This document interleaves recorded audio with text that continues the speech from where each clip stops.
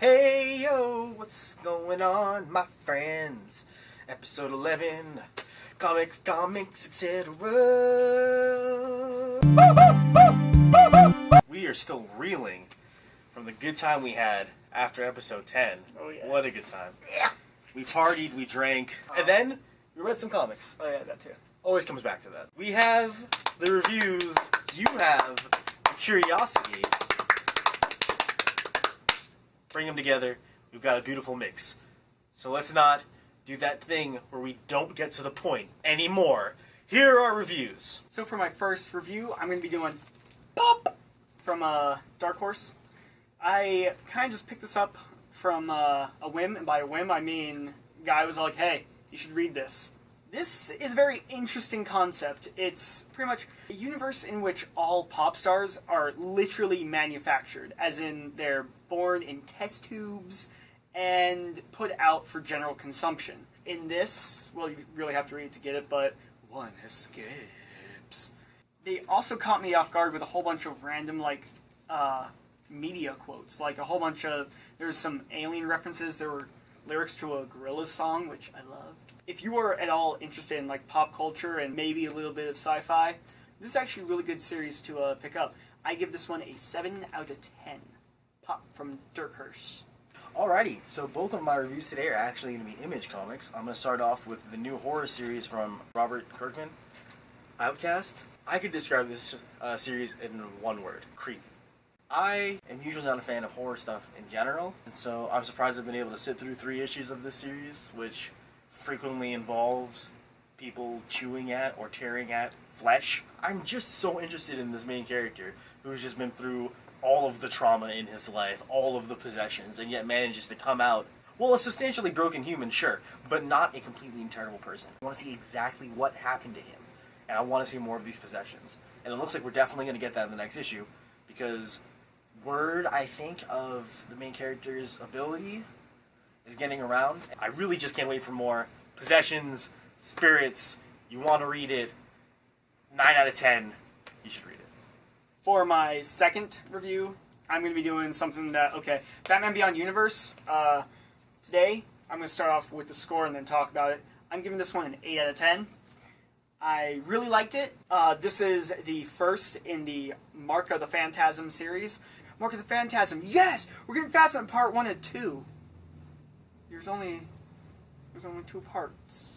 Even though it is just 2 parts, they have a lot of stuff in this. So Tim Drake is abducted by the Joker, and there's a huge falling out in the Bat family. They didn't really say why. They're just like, oh, Tim Drake got captured, and then we all just kind of fell apart. 2 years ago, I would have been very against what this story is trying to do, trying to expand on the Batman Beyond universe, but now I've gotten to a point where I'm like, I want more Batman Beyond. I think it was a really, really interesting issue. But it goes into more detail about why there's a huge falling out. I have no problems with what they're doing here. Also, they kind of change art styles throughout, so it kind of feels like a throwback. You're like, yay! So, like I said, 8 out of 10. Batman Beyond Universe, Mark of the Phantasm, Volume 1. There's going to be a 2. I'm going to talk about it then. I'll see you later. Bye-bye! My second series is Wayward, a brand new series by Image, written by Jim Zub, and Steve Cummings is the artist. 10 out of 10. It was amazing. The main character, Rory Lane, she's immediately familiar, relatable. She's just the perfect, main character. She's moving to Japan, and suddenly she's immersed in the supernatural Japan, universe. And they make a point in the notes to reference that Japanese society is one that actively acknowledges and accepts, monsters, creatures, stuff like this. So she's immediately thrown into that world. To prove to you how amazing it is, we, the SMR crew, are going to do a mystical, magical transportation dance to get into the world of Wayward to show you exactly how magical it is. I'm Rory Lane. Look at all these cats! Oh my god! A cat lady! This is ridiculous. These cat puns need to stop right now. Oh no! It's a turtle man! But not of the Teenage Ninja variety. Well, I said man. Shut up! Obviously, you're not Shut a teenager. I'll beat you, girl.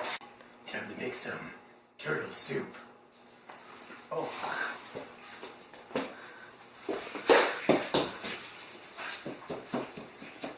Wow. It's almost manga-esque in the way it operates, but it's like a perfect union of manga and comic, so it doesn't easily fall into one or the other.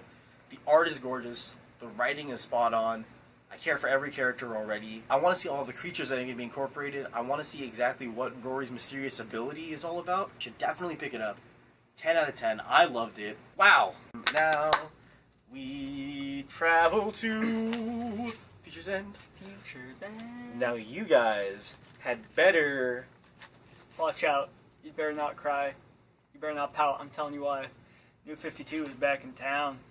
I mean, it just came in guns blazing. It was a really good issue of Future's End. Not just like last week, or was it last week? Or No, was a couple weeks where it's like, oh yeah, this is pretty good. This was actually, even by normal comic standard, this is a good issue. Like, it had real shocking reveals. Yeah. We finally find out who Superman is, and I was wrong, guys. We were right about Brainiac. I was wrong about this. It makes so much sense now, given the character's, kind of history with Superman and how they're often compared to Superman throughout. Definitely. Throughout the run, and you're like, how did I not even once think that it was maybe that dude? I know, that caught me off guard. I'm like, what?